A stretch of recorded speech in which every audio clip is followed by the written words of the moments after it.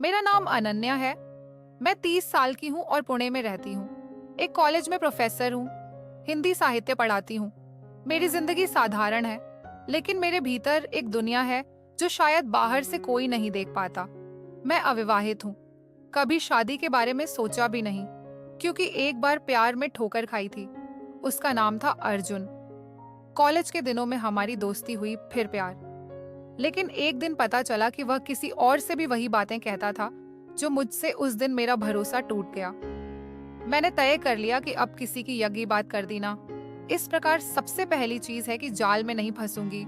मेरे लिए मेरा काम, मेरी किताबें और रात के सन्नाटे वाले काम ही सब कुछ बन गया। मेरे सौतेले भाई का नाम रोहन है। वह 35 साल का है और मुंबई में एक सॉफ्टवेयर इंजीनियर है। हमारा रिश्ता सौतेला है। मेरी माँ ने दूसरी शादी की थी जब मैं 10 साल की थी। रोहन मेरे सौतेले पिता का बेटा है। बचपन में हमारी ज्यादा और बनती नहीं थी। वह अपने दोस्तों के साथ रहता था और मैं अपनी किताबों में माँ और उनके पिता के बीच भी ज्यादा गर्मजोशी नहीं थी। शायद इसीलिए हमारा रिश्ता भी औपचारिक ही रहा। साल में 1-2 बार मिलते थे, कभी दिवाली पर, कभी किसी शादी में। रोहन की शादी 4 साल पहले हुई थी, लेकिन पिछले साल उसकी पत्नी की एक कार हादसे में मृत्यु हो गई। उसके बाद वह थोड़ा बदल गया। पहले वह हंसता बोलता था, अब चुप रहने लगा। फिर पिछले हफ्ते उसने मुझे फोन किया, अनन्या मैं कुछ दिनों के लिए पुणे आ रहा हूँ। काम के सिलसिले में और एक रात रहूंगा और तुम्हारे साथ थोड़ा वक्त भी गुजार लूंगा। मैंने कहा आ जाओ, अच्छा लगेगा। मुझे सचमुच खुशी हुई। आखिर परिवार का कोई सदस्य घर आए तो मन को सुकून मिलता है। वह शुक्रवार की दोपहर पहुंचा। मैं कॉलेज से लौटी तो देखा कि वह मेरे घर के सोफे पर बैठा चाय पी रहा था। उसने मुझे देखकर हल्की सी मुस्कान दी और बोला, क्या हाल है प्रोफेसर साहिबा? जिम, मैंने हंसकर जवाब दिया, बस किताबों और बच्चों के बीच जिंदगी कट रही है। तुम बताओ। उसने चाय का कप टेबल पर रखा और कहा, बस काम और अकेलापन। सोचा काम के बहाने तुमसे मिल लूं। फिर शाम को हमने साथ में खाना बनाया। मैंने दाल और चावल बनाए, उसने सब्जी किचन में खड़े खड़े। उसने कहा, अनन्या तुम अभी भी वही पुरानी दाल बनाती हो जो मुझे मुझे पसंद नहीं थी। मैंने हंसते हुए कहा, और तुम अभी भी वही शिकायत करते हो। कुछ तो बदला करो। खाना खाने के बाद हम लिविंग रूम में बैठे। टीवी पर एक पुरानी फिल्म चल रही थी। हमने थोड़ी देर देखी। फिर मैंने कहा, चलो छत पर चलते हैं। हवा अच्छी चल रही है। पुणे की शाम ठंडी और सुहानी होती है। मुझे छत पर बैठना पसंद है। हम इस पर इतवार रहे। 2 कुर्सियां डाली और बातें करने लगे। रोहन ने अपनी जॉब की बातें बताई, कैसे उसका बॉस उसे परेशान करता है, कैसे वह रात रात भर कोड लिखता है। जो मैंने कॉलेज के कुछ किस्से सुनाए, कैसे एक स्टूडेंट ने मेरे लेक्चर के बीच में कविता पढ़ना शुरू कर दिया था। रात गहराने लगी थी। करीब 10 बजे मैंने कहा, रोहन अब सोते हैं, मुझे सुबह कॉलेज जाना है। उसने सहमति में सिर हिलाया। मेरा घर 2 मंजिला है। नीचे का कमरा मैंने उसे दिया और मैं ऊपर अपने कमरे में चली गई। बिस्तर पर लेटते ही मैंने लाइट बंद की, लेकिन नींद नहीं आ रही थी। आमतौर पर रात के सन्नाटे में मैं कुछ खास काम करती हूँ जो मुझे इस अकेलेपन से दूर ले जाते हैं। यह पल मेरे लिए बहुत कीमती है। उस रात मैं ऐसा कुछ नहीं कर पा रही थी। रोहन की मौजूदगी ने मेरे रोज के रूटीन को थोड़ा बदल दिया था। मैंने सोचा कोई बात नहीं, एक रात की बात है, लेकिन मन में एक अजीब सी बेचैनी थी। करीब 1 बजे मुझे नींद से हल्की सी झटकी लगी। मैं उठी, फिर पानी पिया और फिर बिस्तर पर लेट गई। बाहर हल्की हवा चल रही थी। मैंने खिड़की खोली और ठंडी हवा को चेहरे पर महसूस किया, लेकिन नींद अब भी दूर थी।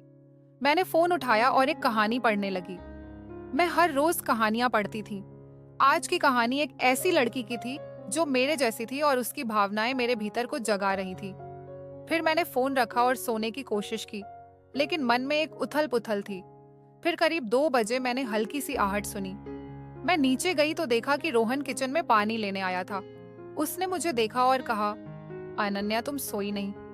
मैंने कहा, मुझे नींद नहीं आ रही।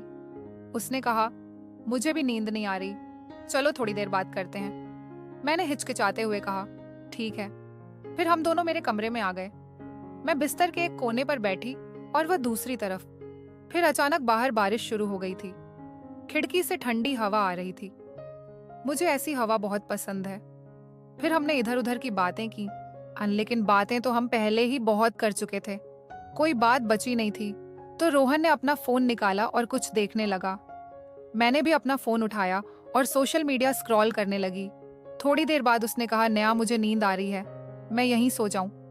मैंने कहा, नहीं, तुम नीचे अपने कमरे में जाओ। उसने नाखुशी से मुंह बनाया और कहा, अरे मुझे परेशान मत कर। फिर उसने आंखें बंद की और 2 मिनट में सो गया। मैं उठी, बाथरूम गई और अपने तंग कपड़ों को बदलकर डीले नाइट सूट में आ गई। मुझे तंग कपड़ों में नींद नहीं आती। वापस लौटकर मैं बिस्तर पर बैठी और फोन पर वही कहानी फिर से पढ़ने लगी। रोहन सो रहा था और उसकी सांसों की आवाज कमरे में गूंज रही थी। मैं उन कामों को नहीं कर पा रही थी जो मुझे रात के सन्नाटे में सुकून देते हैं। कहानी पढ़ते पढ़ते मेरा मन उसमें खो गया। उस लड़की की जिंदगी मेरे सामने चल रही थी। उसका अकेलापन, उसकी बेचैनी, सब कुछ मेरे भीतर कुछ हिला रहा था। मैंने फोन रखा और सोने की कोशिश की, लेकिन नींद नहीं आई। रोहन की खर्राटों की आवाज मुझे और परेशान कर रही थी। अगर वह वहां नहीं होता तो शायद मैं अपने विचारों में डूब जाती या कुछ ऐसा करती जो मुझे रात के अकेलेपन में अच्छा लगता है। लेकिन उसकी मौजूदगी ने सब कुछ रोक दिया था। मैं अपने ही ख्यालों में उलझक गई थी। तभी रोहन ने करवट बदली और सीधा हो गया। उस पे से हल्का सा कंबल सरका। उसने पतला सा कुर्ता और पायजामा पहन रखा था। रोहन की शक्ल अंधेरे में साफ नहीं दिख रही थी, लेकिन उसकी हरकत ने मुझे चौंका दिया। मैंने नजरें फेर ली, लेकिन मन में एक अजीब सी हलचल हुई। मैं खुद को शांत करने की कोशिश कर रही थी, लेकिन कुछ ऐसा था जो मुझे बार बार उसी ओर खींच रहा था। मेरा दिल तेजी से धड़कने लगा। मैंने सोचा, यह क्या हो रहा है? मैं ऐसा क्यों सोच रही हूँ? एक तरफ डर था कि अगर मेरे विचारों ने रास्ता बदल लिया तो क्या होगा, और दूसरी तरफ एक अनजानी उत्सुकता थी। मैंने खुद को समझाया, लेकिन मन का एक कोना कुछ और बह रहा था। मैंने गहरी सांस ली और आंखें बंद कर ली, लेकिन नींद अब भी कोसों दूर थी। तभी रोहन का फोन बजा। वह गहरी नींद में था, लेकिन फोन मेरे पास रखा था। स्क्रीन पर एक के बाद एक मैसेज आ रहे थे। मैंने सोचा, इतनी रात को कौन है? वो एक जिज्ञासा ने मुझे घेर लिया। मुझे उसका पासवर्ड पता था। उसने एक बार मजाक में बताया था। मैंने फोन खोला। मैसेज उसकी एक दोस्त के थे। कुछ तस्वीरें और छोटे छोटे वीडियो थे। मैंने एक वीडियो खोला, जो देखा उसे देखकर मेरी सांसें थम गईं।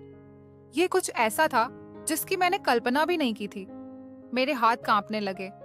मैंने दूसरा वीडियो देखा, फिर तीसरा। हर वीडियो मेरे भीतर की बेचैनी को बढ़ा रहा था।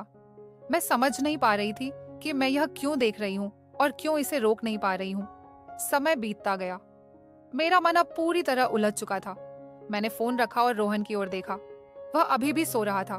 उसकी सांसें नियमित थीं, लेकिन मेरे भीतर एक तूफान उठ रहा था। डर और उत्साह का मिश्रण मुझे परेशान कर रहा था। मैं धीरे से उसके पास खिसकी।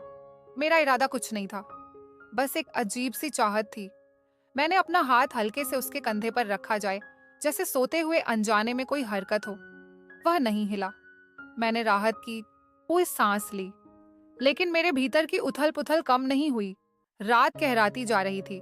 मैंने खुद को रोकने की कोशिश की, लेकिन हर पल मेरे विचार और गहरे होते जा रहे थे।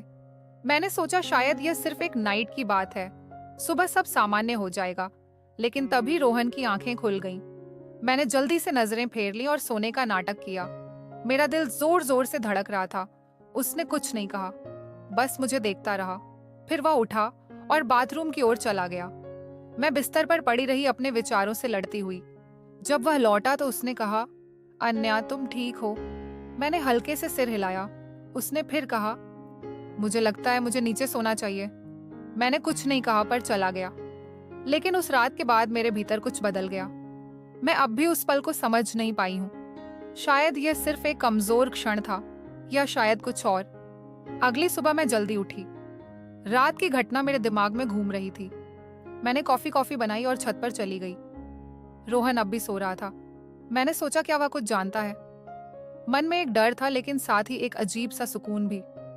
मैंने खुद को समझाया, जो हुआ उसे भूल जा। ये बस एक रात की बात थी, लेकिन मन का एक कोना कह रहा था कि यह इतना आसान नहीं है। रोहन करीब 9 बजे उठा। उसने मुझे छत पर देखा और ऊपर आ गया। गुड मॉर्निंग, उसने कहा। उसकी आवाज में कोई अजीब नहीं था। मैंने भी सामान्य तरीके से जवाब दिया, गुड मॉर्निंग। कॉफी लोगे? उसने हाँ कहा। हम चुपचाप कॉफी पीते रहे। फिर उसने कहा, अनन्या, रात को मुझे कुछ अजीब सपने आए। मेरे हाथ में कॉफी का कप हल्का सा कांपा। मैंने पूछा, कैसे सपने? उसने हंसते हुए कहा, पता नहीं, शायद ज्यादा थकान की वजह से। मैंने राहत की सांस ली। शायद वह सचमुच कुछ नहीं जानता था। दिन भर हमने सामान्य बातें की। मैं कॉलेज गई, वह घर पर रहा।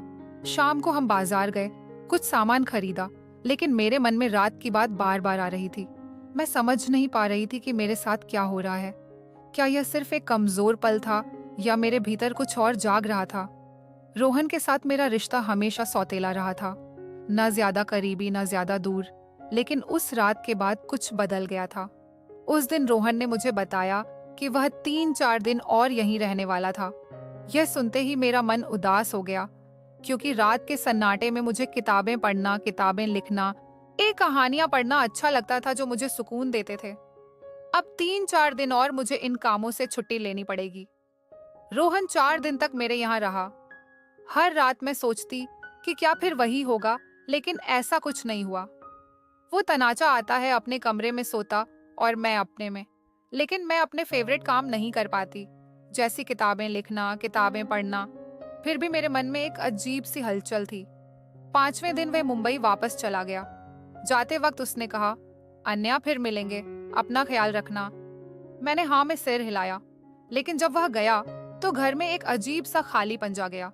उसके जाने के बाद मैंने अपनी डायरी खोली और सब कुछ लिख दिया। रात की बेचैनी, मेरे विचार, मेरी उलझन, सब कुछ। लिखते वक्त मुझे एहसास हुआ कि शायद यह सिर्फ एक रात की बात नहीं थी। मेरे भीतर कुछ बदल रहा था। मैंने सोचा, क्या मुझे जिंदगी को एक और मौका देना चाहिए? क्या मुझे अपने अतीत को भूलकर आगे बढ़ना चाहिए? रोहन के साथ जो हुआ वह शायद बहाना था। असल में यह मेरे अपने मन की लड़ाई थी। फिर कुछ दिन बाद रोहन ने फिर फोन किया। उसकी आवाज में वही पुरानी गर्मजोशी थी।